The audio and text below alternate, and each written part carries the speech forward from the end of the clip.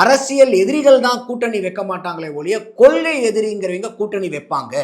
அதுக்குதான் இன்னைக்கு திமுக கூட்டணிக்குள்ளார இருக்கக்கூடிய கட்சியும் சொன்னேன். இன்னைக்கு இந்தியா கூட்டணியில் இருக்கக்கூடிய கட்சியும் எடுத்துக்கங்க.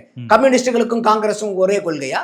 இல்ல இல்ல. மம்தா பானர்ஜிக்கும் அரவிந்த் கெஜ்ரிவாலுக்கும் ஒரே கொள்கையா?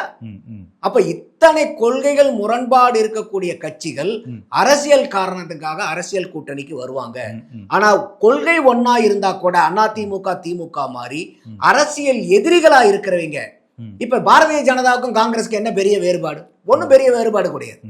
அப்ப அவங்க அரசியல் எதிரிகள், அவங்களும் ஒண்ணு சேர மாட்டாங்க. திமுக அதிமுக அரசியல் எதிரிகள், கூட்டு வைக்க மாட்டாங்க.